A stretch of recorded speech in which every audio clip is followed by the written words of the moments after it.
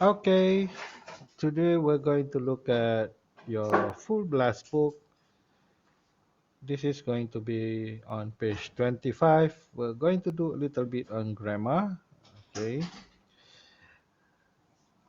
Today we're going to discuss the relative clauses. Okay. We have two types of relative clauses. Okay, kita ada dua jenis relative clauses.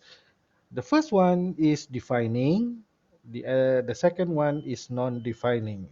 So this one is defining. This one is non-defining. Okay. Let's have a look at the examples given. The guy who or that I was talking to is a ski instructor. Now this one is in brackets. Okay. So this one uh, is optional. Okay, ni tak diperlukan. Nak letak pun boleh, tak nak letak pun boleh. Okay. The second one, UNICEF is an UNICEF is an organization which helps take care of the health and education of children around the world. Now, which or that. Okay, dua-dua boleh guna. UNICEF is an organization which helps take care of the health and education of children around the world. I hope the campsite where we're staying has got a restaurant because I'm hungry. Okay. Non-defining relative clauses. Okay. Let's look at the example. My father, who is a successful businessman, started working at the age of 15. My father, who is a successful businessman, started working at the age of 15. Number two, if you like taking risks, come to Adventure World, where you can try a variety of extreme activities. Okay. Now, before we move on, let's have a look at this. Relative clauses. Okay. Relative clauses is a clause that gives more information. Dia satu klausa dalam ayat yang memberi maklumat. Okay. Let's take a look at this one, the first one. Okay, this one is defining. The guy I was just talking to is a ski instructor. Okay. The main clause is this. Klausa utama dia yang ini. The guy is a ski instructor. Okay. Kalau kita ada ayat itu dah menjadi ayat yang lengkap. Betul? Sekejap. Macam ni. The guy is a ski instructor. Betul? Okay. Dia punya relative clause is this one.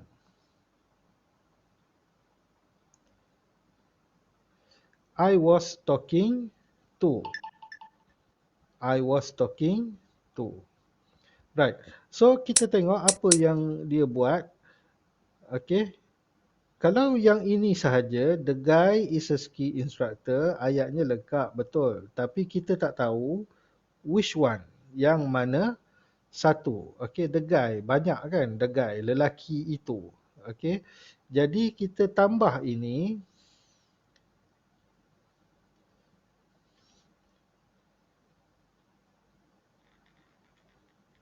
Okay, supaya ayat kita tu menjadi lebih spesifik. The guy, which guy? Lelaki mana?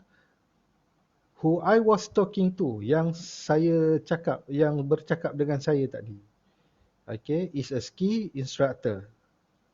Kan? Maknanya, which one? Which guy? The one that I'm talking to just now. Okay, have a look at the second example. Okay, UNICEF is an organization. This is the main clause. Ini klausa utama dia. Okay. UNICEF is an organization. Jadi ayat tu dah lengkap dah. Betul. Tapi maksud dia sampai tak? Tak sampai kan? Sebabnya UNICEF is an organization. UNICEF ialah satu pertubuhan. Betul, kan? Tapi pertubuhan apa kita tak tahu. Jadi kita tambah relative clause untuk memberikan maksud. Okey.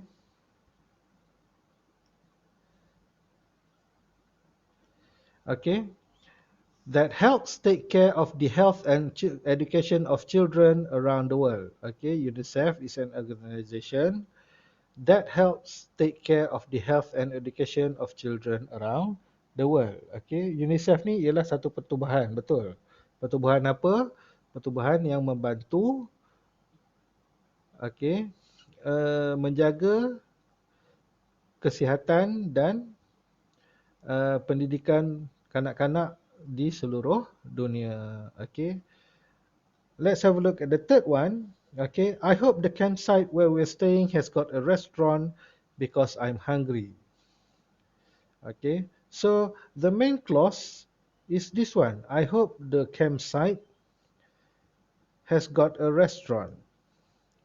Okay. I hope the campsite has got a restaurant. Okay. Dekat situ dia dah lengkap. Okay. Saya harap tapak kemah itu ada restoran. Tapi tapak kemah yang mana? Okey. Jadi untuk lebih spesifik, untuk kita ceritakan, kita kena gunakan yang ini. Okey. Where we are staying. Okey. I hope the campsite where we are staying has got a restaurant because I'm hungry. Okey, saya harap tapak kemah itu, tapak kemah yang mana yang kita akan pergi. Okey, ada restoran sebab saya lapar. Now, have a look at the non-defining relative clause. Beza dia defining and non-defining, sorry. Defining kita perlukan benda tu untuk menceritakan tentang ayat kita supaya orang faham. Non-defining dia memberikan maklumat tambahan tapi dia tak diperlukan sangat. Okey, kalau ada pun tak apa, kalau tak ada pun tak apa. Okey, kita tengok My father started working at the age of 15. Okay, my father started working at the age of 15. Ayat ni dah lengkap, kan? Ayah saya mula bekerja pada umur 15 tahun. Okey, maksud ada. Maksud dia pun dah lengkap. Kita boleh faham. Betul. Perlukan maklumat tambahan tak? Okey. Jadi kita tengok dia punya relative clause.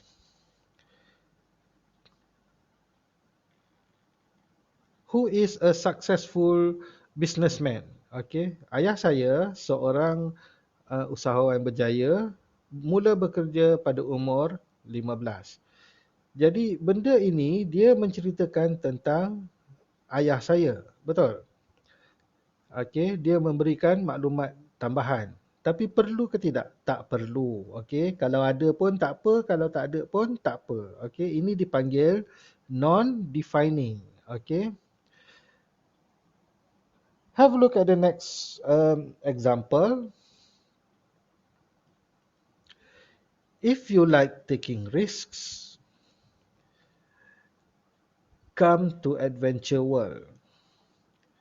Okey, kalau awak suka mengambil risiko, datanglah ke Adventure World. Okey, jadi ayat dia sudah penuh, sudah lengkap dan maksudnya pun ada di situ sampai. Okey, kita boleh faham. Jadi yang ini relative clause. Okey, dia menceritakan tentang Adventure World. Betul? Okey. Where you can try a variety of extreme activities. Di mana awak boleh cuba berbagai jenis aktiviti ekstrim. Okey. Jadi dia memberikan maklumat tambahan kepada kita punya ayat. Tapi kalau dia ada ke, tak ada ke, maksudnya lebih kurang sama, masih lagi sama. Okey. Jadi itu beza antara defining dengan non-defining. Okey. Satu lagi beza dia, kalau awak tengok, non-defining has got commas. Okay. To separate the clauses. Okay. Whereas defining has got no comma to separate the clauses. Okay. Jadi non-defining dia ada koma di sini untuk bezakan dia punya klausa yang berbeza. Okay. Defining dia tak ada koma. Alright. Let's move on. Right. So this one, have a look at this. Relative clauses. Okay, relative clauses are introduced by relative pronouns. Who, which, that, whose, and the relative adverb where. Okay, jadi dia ada 5 yang digunakan untuk relative clauses.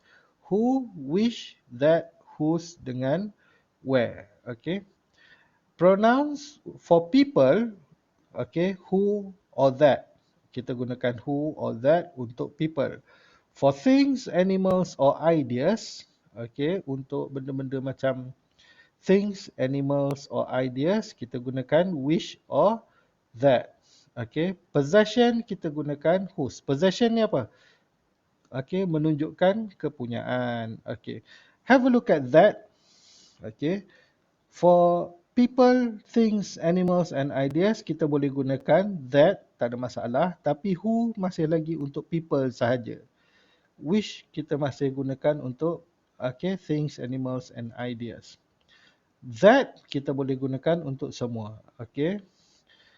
For adverbs, kita ada where. Okay. Where. Right. So, defining relative clauses give information which is needed. Okay, yang ni kita bincang dah tadi. Okay, dia memberi maklumat yang diperlukan, which is needed.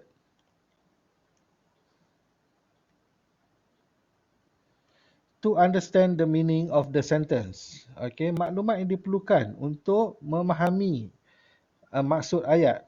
Okay, they are not separated from the main clause by commas. Okay, kita dah bincang juga tadi, dia tak dibezakan dengan koma. Okay, she's the girl who lives next door. The book that you bought is on the desk. Okay, tengok sini. She's the girl who lives next door. Okay, dia punya main clause yang ini. She's the girl. Okay, alamak, tak nampak ah. Kalau saya alih ke tepi sikit boleh tak? Boleh. Okay. So, mula-mula kita tengok, ni dia punya relative pronouns. Okay.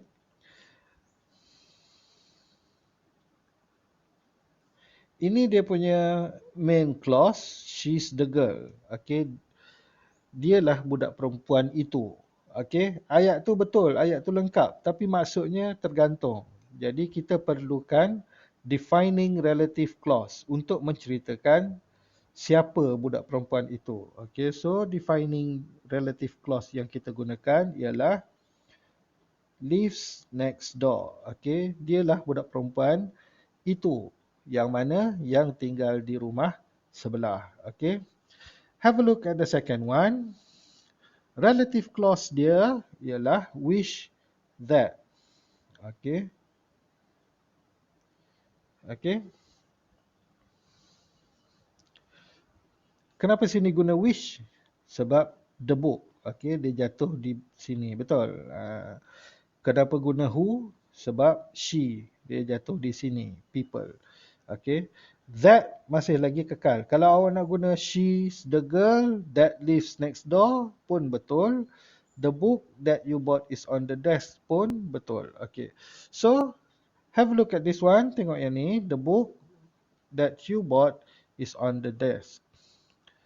What's the main clause? Okay, this one. Klausa utama dia ialah the book is on the desk. Okay, the book is on the desk. Buku itu ada atas meja. Okay, tapi buku yang mana? Kita tak jelas di situ. Okey, buku apa? Betul. Okey. So for this one we need to have this. You bought. Okey. Buku ada atas meja. Buku mana? Buku yang awak beli. Ada atas meja. Okey, itu defining relative clauses. Okey. Okay, have a look at the note. Who, which, and that can be omitted if they refer to the object of the verb. Whose and where cannot be omitted or replaced with that. Okay, whose, who, which, and that can be omitted. Boleh dikeluarkan. Okay, maknanya nak letak pun boleh, tak nak letak pun tak apa. If they refer to the object of the verb. Okay, kalau dia merujuk kepada objek. Okay, kepada kata kerja. Contoh, ni, nampak? Okay.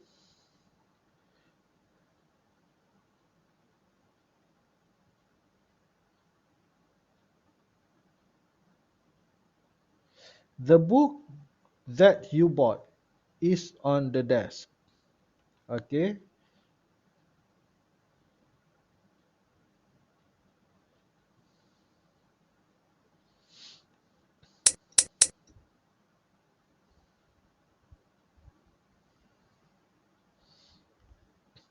Mana? Right.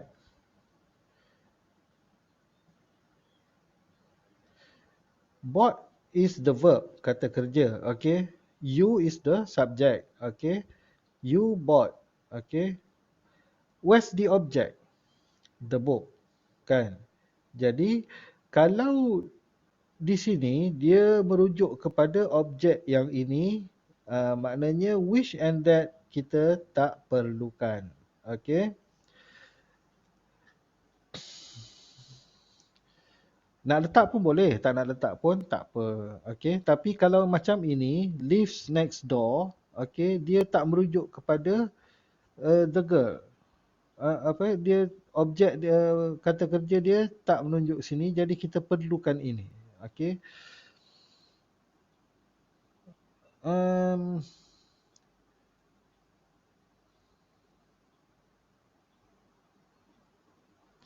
Sometimes prepositions dia kadang-kadang kita punya relative clause ni dia ada um, preposition. Okay, preposition dia menunjukkan tempat atau position. Okay, contoh dia macam ni. Okay, baca ni dululah. In formal language, prepositions appear at the end of the relative clause. In formal language, prepositions appear at the beginning of the relative clause. Formal language maksudnya ayat formal. Okay.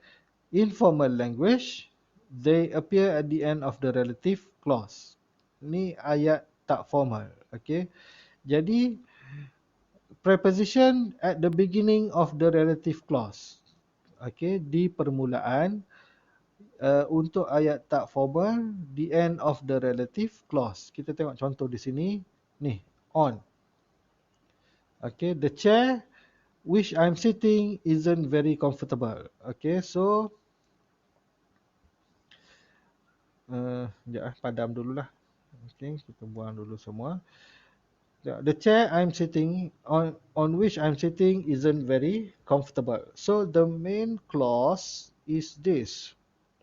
The chair isn't very comfortable. Okay. The chair isn't very comfortable. Alright. Maknanya ini ayat nya sudah lengkap. Okay.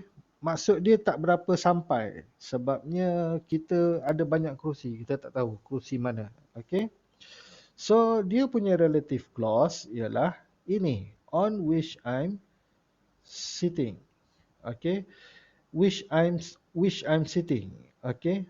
Sitting. Okay. Dia ada preposition. Dia ada kata position. Okay. Sebab Sitting ni dia ada sitting down, sitting on kan. Okey. Jadi preposition dia on. Kalau ayat bahasa rasmi dia duduk di depan daripada relative clause. Okay. So the chair on which I'm sitting isn't very comfortable. Okay. Kalau kita tengok contoh tak rasmi pula bawah dia, the chair I am sitting on. Okay. Okay. Dan di sini tengok dia duduk dalam kurungan. Betul. Maknanya boleh letak, tak boleh letak. Kenapa dia boleh letak atau tak boleh letak? Okey, sebabnya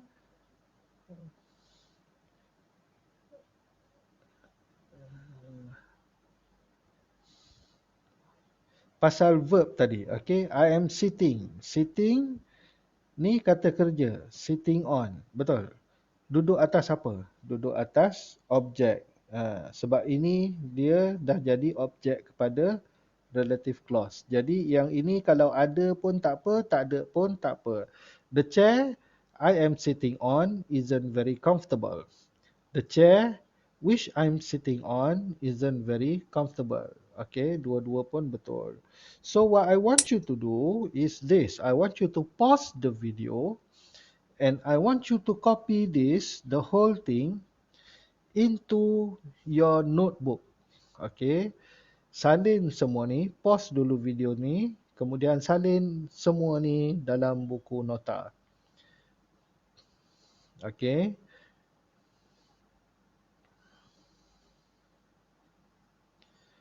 Dah siap salin, kita teruskan. Okey. Ini untuk non-defining relative clauses. Okey. Non-defining. Okey, ini kita dah bincang tadi, non-defining maknanya dia memberikan maklumat tambahan, extra information. Okay. Okay, they are always separated from the main clause by commas. Ni pun kita dah bincang tadi, dia dipisahkan oleh koma. Okay, so kita tengok, alih dulu ni, point. The first sentence, Mr. Brown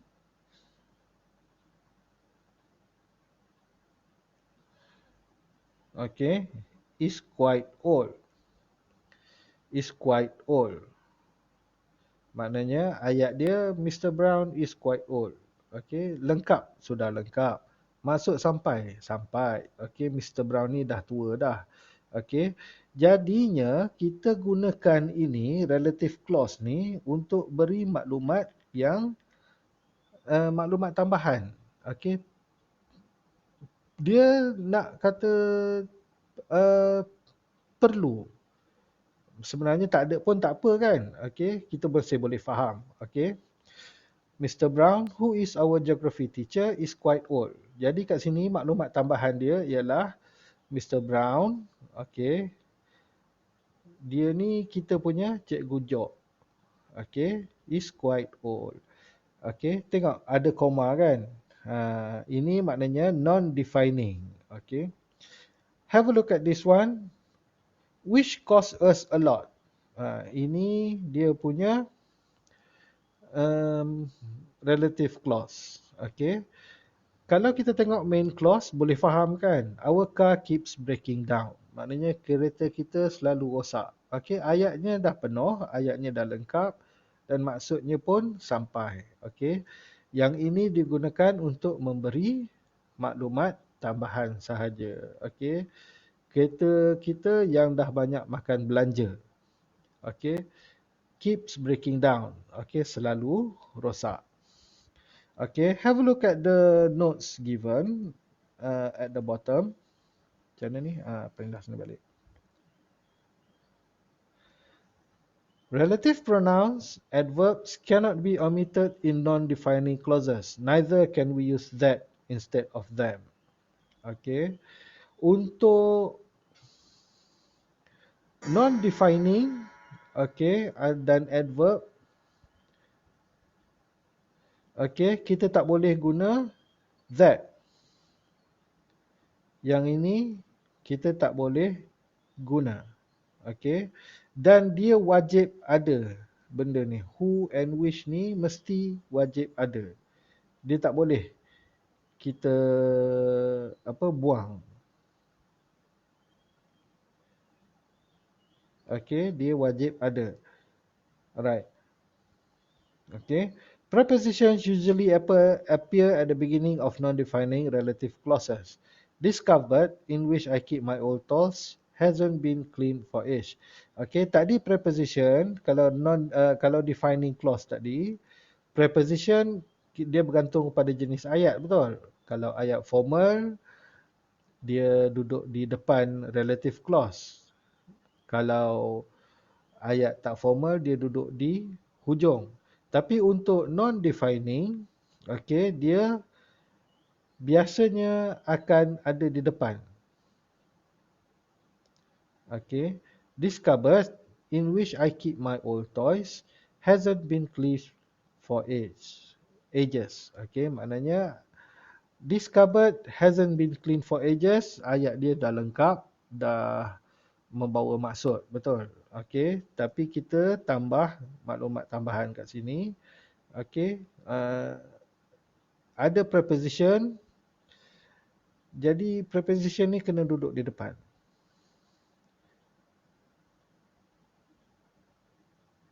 Okay. Which may also refer to a whole sentence. Which ni boleh juga merujuk kepada satu ayat penuh. Okay, sebagai contoh, he offered to give me a lift, which was very kind of him. Okay. He offered to give me a lift. Dia pelawar saya untuk tumpang. Dia ajak dia pelawar saya untuk tumpang, which was very kind of him. Okay, menunjukkan dia seorang yang sangat baik. Okay, jadi yang ini main clause dah lengkap dah tu, dan maksud dia pun dah lengkap, kita boleh faham. Tapi dia beri maklumat tambahan kat sini, which was very kind of him. Okay, tengok which I keep my old toys. Okay, ini klausa. Which was very kind of him ni satu ayat penuh. Okay.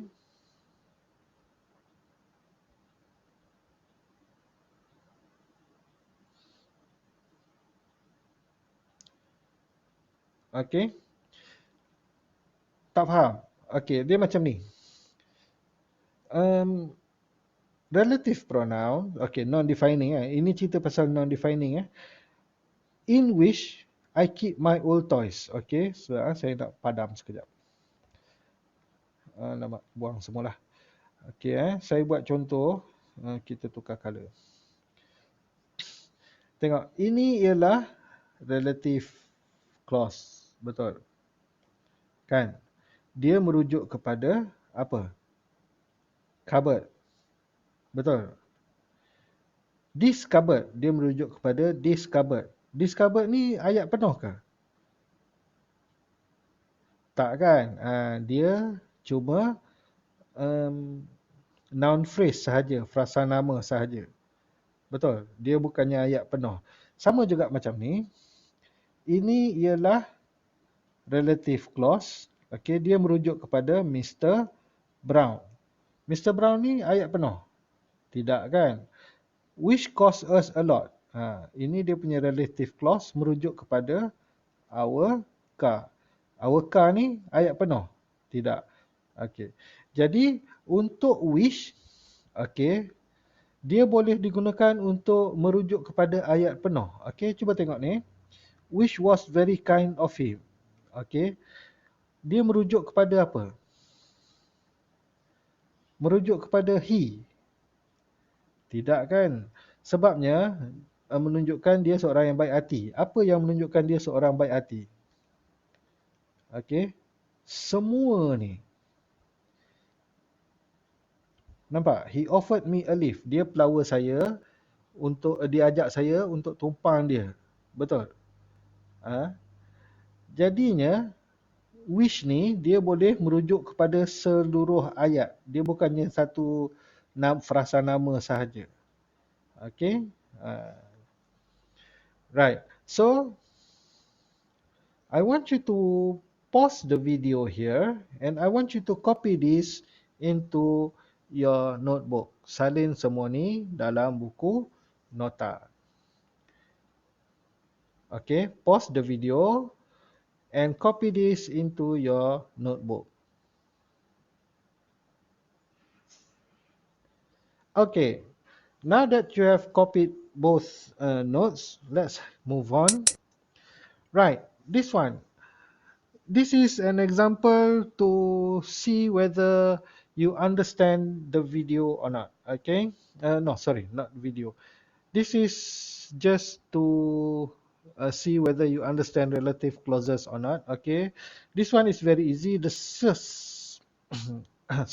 sorry, senang saja yang ini. Circle the correct words and add commas where necessary. Okay, circle the correct words and add commas where necessary. Okay, jadi dia bagi kat sini. Okay, wish that, wish where, who that, wish whose, okay, wish who, where, wish, okay, cuma perlukan awak punya bulatan sahaja and add commas where necessary. Add commas where necessary. Tambahkan koma di mana perlu. Kat mana kita perlukan koma? Defining ke non-defining? Ya, betul. Non-defining. Okay, jadi saya nak tunjuk satu.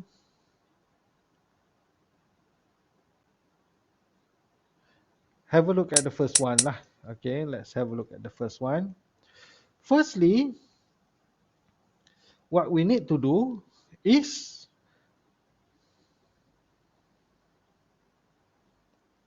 find the main clause. Okay, main clause. Zorbing. Okay, ini bukan dah. Dia start sini. Is popular around the world nowadays. Zorbing is popular around the world nowadays. Ayat dia dah lengkap belum? Sudah. Maksudnya sampai tak? Sampai. Kenapa awak cakap tak sampai? Sampai. Awak tengok Zorbing is popular around the world nowadays. Zorbing sangat popular di seluruh dunia pada masa kini. Kan? Jadi yang ini dia ialah defining ke non-defining?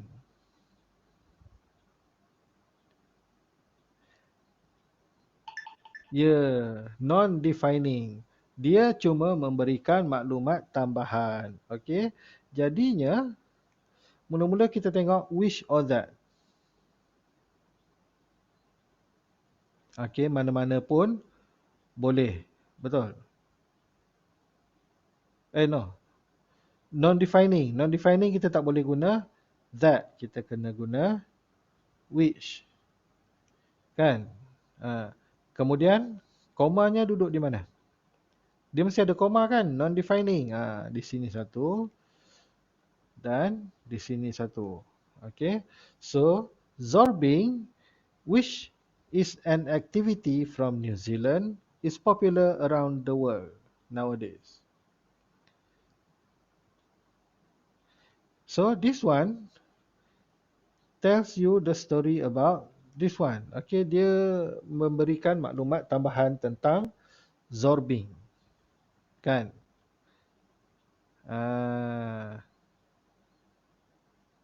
Dia sejenis satu aktiviti dari New Zealand. Okay. Okay. So this one is in your textbook. So I want you to do numbers 1 to 7. Okay. In your exercise book. And I want you, if you have any problems, you can contact me or your teacher. Alright. And ask for clarification. Okay. So I'll see you in our next video. Goodbye.